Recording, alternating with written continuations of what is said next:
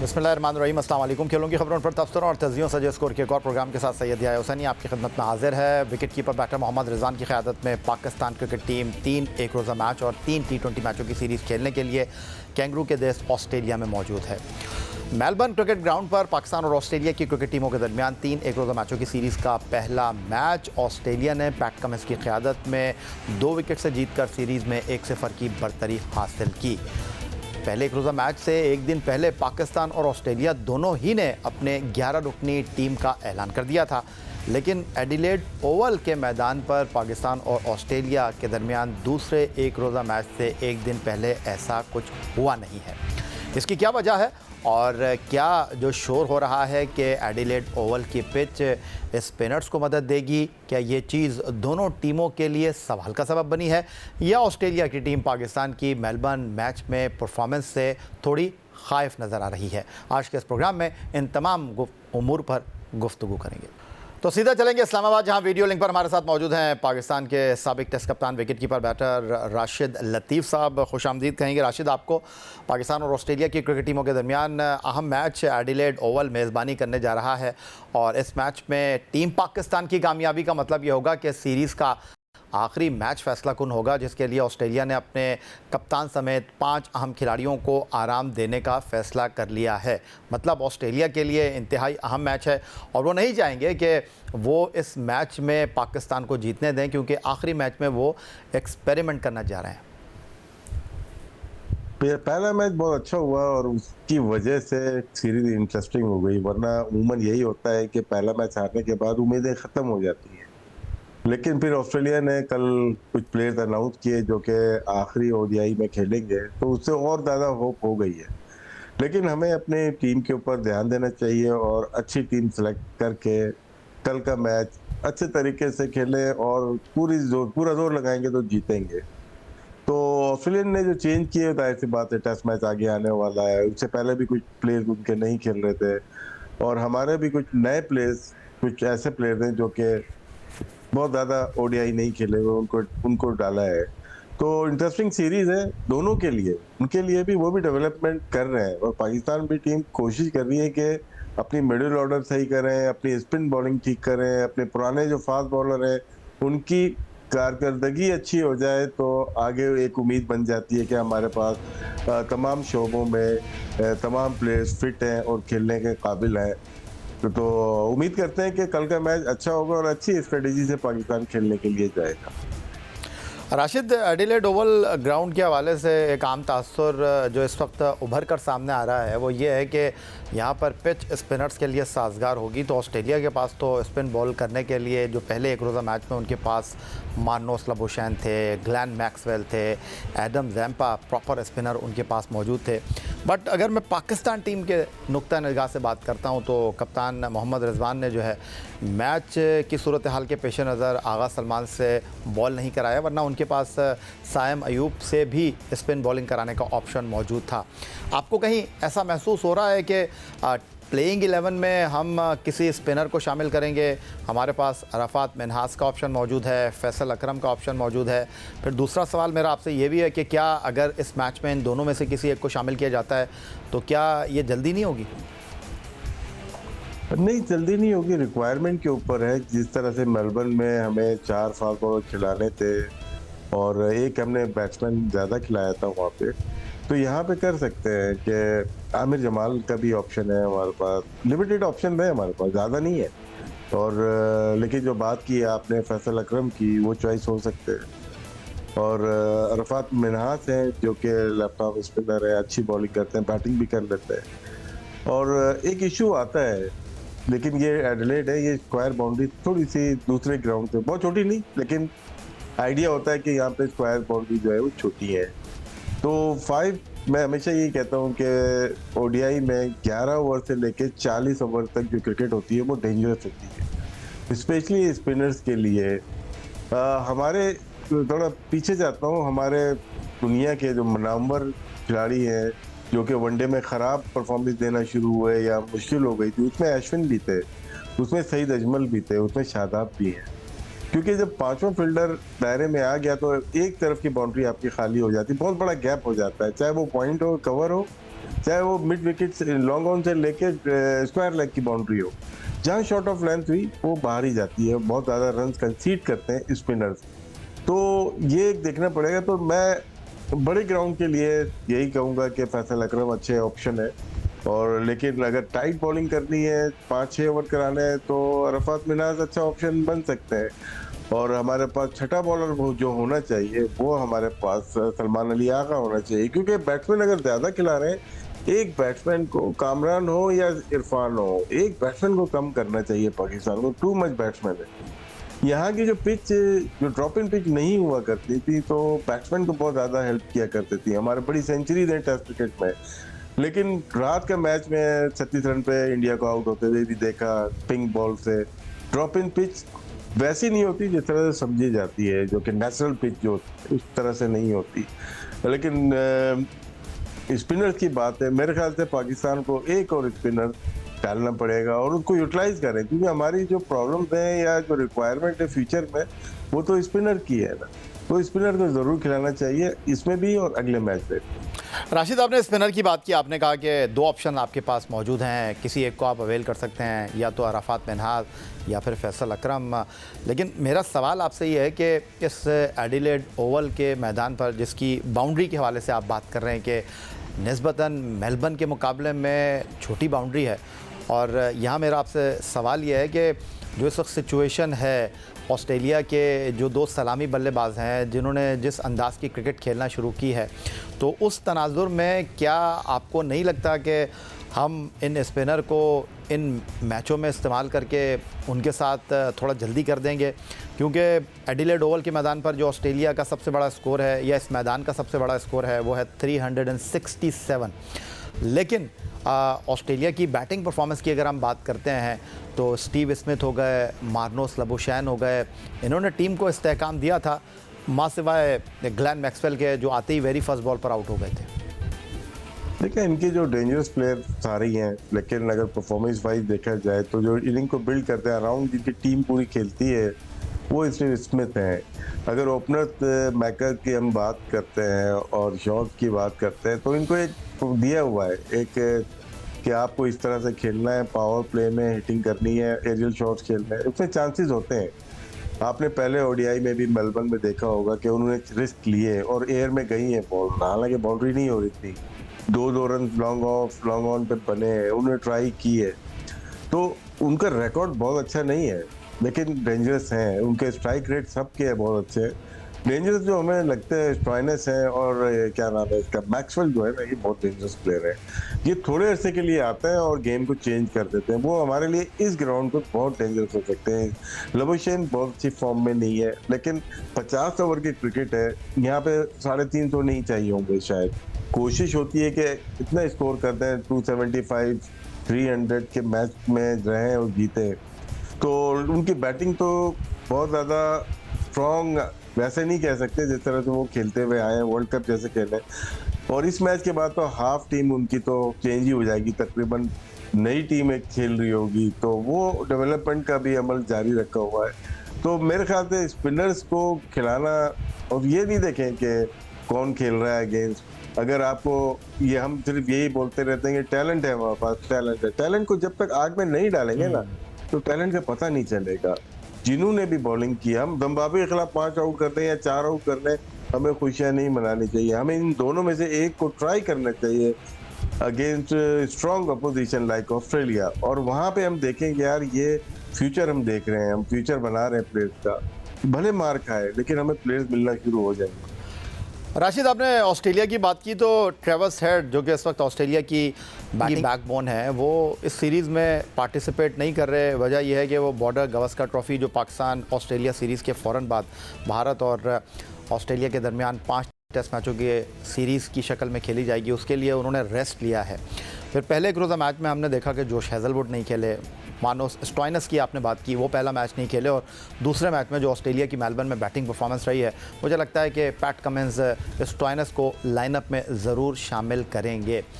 एक सवाल जो इस वक्त उभर रहा है वो ये है कि क्या ये ऑस्ट्रेलिया की बेहतरीन टीम है जिससे हम मुकाबला कर रहे हैं, और क्या ऑस्ट्रेलिया सेकेंड मैच में स्टॉइनस के साथ, हेज़लवुड के साथ मैदान में उतरेगा? हैदरवुड शायद आ सकते हैं क्योंकि थोड़ा सा गैप भी आ गया उनका, और ट्राई करेंगे कि टेस्ट मैच से पहले एक आध मैच खेलें, बड़ा मैच खेलें। और स्ट्राइनर्स भी शायद क्योंकि वो सेंट्रल कॉन्ट्रैक्ट का हिस्सा नहीं है, वो जब मर्जी खेलते हैं और जब मर्जी वो नहीं खेलते, उनका इतना बड़ा इशू है नहीं। लेकिन हैदरवुड को ट्राई ज़रूर करेंगे। और जिस तरह से उनकी भी यंग टीम है और हमारी भी, ऐसा नहीं है कि हमारी भी बहुत ज़्यादा नामी गिरामी प्लेयर्स हो रहे हों उसमें। हमारे भी 4-5 हमने देखा कि हसनैन तो खैर पुराने प्लेयर पे वापस आए, लेकिन मोस्टली प्लेयर ओडीआई की जो बैटिंग लाइनअप है हमारी वो भी यंग है। हैदरवुड मेरे ख्याल से पर्थ के पीछे पर, शायद मैं जहाँ तक मुझे याद है शायद पर्थ में हम लोग आखिरी मैच खेल रहे हैं, तो वो थोड़ा बाउंसी भी होगा। और फिर इंडिया का पहला टेस्ट मैच भी पर्थ पे ही है, तो हो सकता है कि उनको ट्राई किया जाए। पाकिस्तान के साबिक टेस्ट कप्तान विकेट कीपर बैटर राशिद लतीफ़ इस्लामाबाद से वीडियो लिंक पर हमारे साथ मौजूद हैं। गुफ्तगू रही है पाकिस्तान और ऑस्ट्रेलिया के दरमियान एडिलेड ओवल में खेले जाने वाले दूसरे एक रोज़ा मैच के हवाले से। एक ब्रेक से वापस लौटेंगे तो मज़ीद गुफ्तगू करेंगे।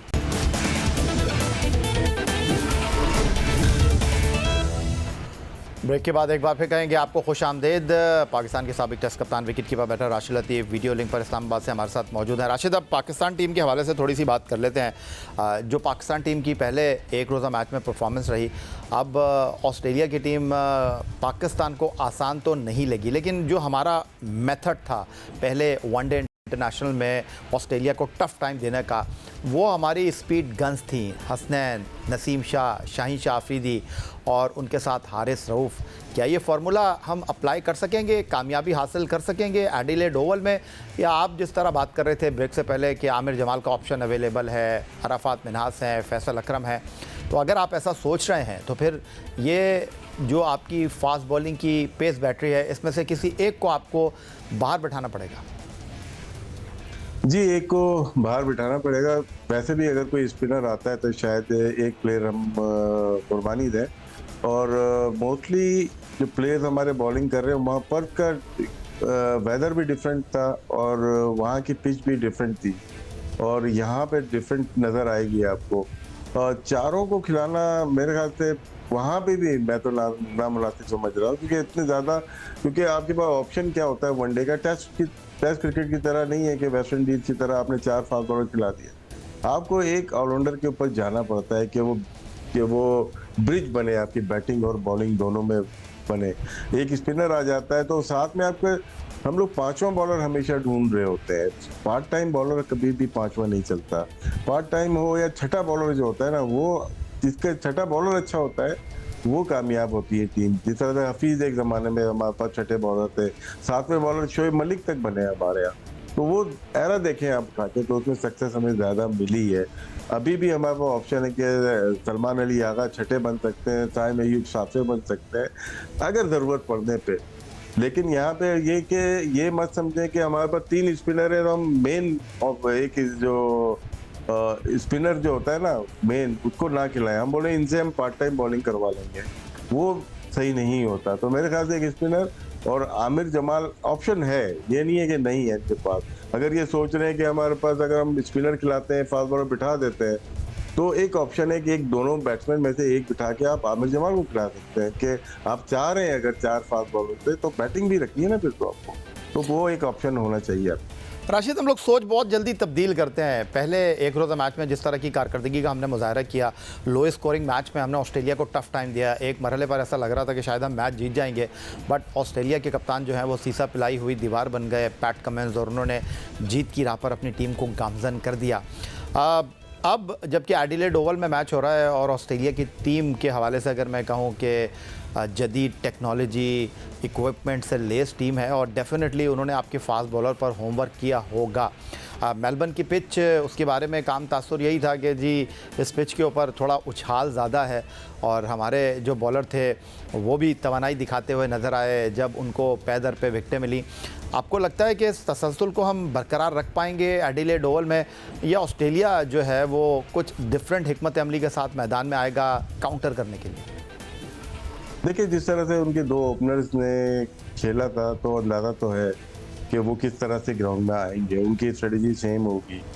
और अब ये देखना है कि बैटिंग किसकी पहले है। अगर ऑस्ट्रेलिया की बैटिंग पहले है तो हमें बहुत सेफ खेलना पड़ेगा। हमें रन भी बचाने पड़ेंगे, साथ में अटैक विकेट लेनी पड़ेंगी। और रात की बैटिंग कदर मुश्किल होती है, बहुत ज़्यादा एथलेट में मुश्किल तो नहीं होती, लेकिन फिर भी मुश्किलात का सामना करना पड़ता है, क्योंकि विंड होती है और वहाँ पे आपके लाइट्स में डिफरेंट बॉलिंग हो रही होती है। तो उसके लिहाज से ऑस्ट्रेलियन टीम, ये पिच ऐसी है यहाँ की, यहाँ शॉट ऑफ लेंथ शायद ज़्यादा ना करनी पड़े, ना करनी चाहिए, क्योंकि जो मेलबर्न में की ज़्यादा पीछे, तो वहाँ पे रात में थोड़ा आइडिया नहीं होता, तेज़ गई। हारिस रऊफ ने बहुत तेज़ बॉल की है, या नसीम ने, या किसी को भी देखे, सबने अच्छी बॉलिंग की शॉट ऑफ लेंथ। यहाँ पे अगर तो वैसा बाउंस नहीं है और इवन बाउंस है, तो वो नुकसान हो सकता है। तो अपनी लेंथ को वेरी करना पड़ेगा तमाम फास्ट बॉलर्स को, उसमें मिक्स एंड मैच भी करना पड़ेगा। बाउंसर कब करनी है, शॉर्ट ऑफ लेंथ कब करनी है, फुल पिच कब करनी है, इनको थ्रो वन कब करनी है। तो बहुत अक्लमंदी से ऐसी पिचेस के ऊपर बचा जा सकता है। बचने के बाद इसलिए क्योंकि जब आपके मार लगती है ना, तो बचना होता है वहाँ पे फिर एक ही लाइन में या वन गो में ऐसी बॉलिंग नहीं की जाती। तो मेरे ख्याल से अजहर महमूद इनके साथ है और बहुत तजर्बा है उनको, वो ज़रूर बताया भी होगा और बताएंगे भी कि इस पिच में कैसी बॉलिंग करनी है।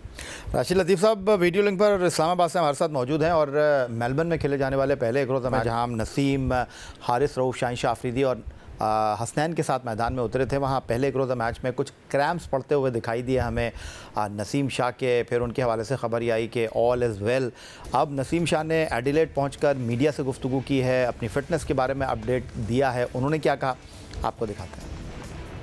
क्रैम्प्स तो ऐसी चीज़ होती हैं कि ये किसी भी टाइम किसी भी फास्ट बॉलर हो या बैट्समैन हो आ जाते हैं। इवन जितना मर्जी भी आप फिट हो, लेकिन क्रैम्प ऐसी चीज़ है कि आपको पता नहीं होता, सडनली आते हैं और वो थोड़ा सा टाइम लेते हैं रिकवरी में। कुछ 25-30 मिनट भी आपको मिलते हैं उसी जगह पे, तो वो रिकवर हो जाते हैं। लेकिन अनफॉर्चुनेटली वहाँ इतना टाइम नहीं था, एंड आफ्टर दैट ये था कि रिकवर हो गया था अल्हम्दुलिल्लाह। जो लेंथ बॉल था वो इतना कुछ हो नहीं रहा था जिस तरह हम एक्सपेक्ट कर रहे थे कि सीम स्विंग होगा, लेकिन वो इतना ख़ास नहीं हो रहा था। और आई थिंक अगर आप देखें तो मोस्ट ऑफ द बैट्समैन जितने भी थे वो शॉर्ट पिच पे आउट हुए। आई थिंक मेरा हमेशा ये बिलीव होता है कि जब भी मैं क्रीज पे जाता हूँ तो मैं अपनी विकेट को ये समझता हूँ कि आसानी से नहीं देना और अपना फुल एफर्ट करना है, फाइट करना है जब तक मैं खेल सकता हूँ, और कोशिश करता हूँ।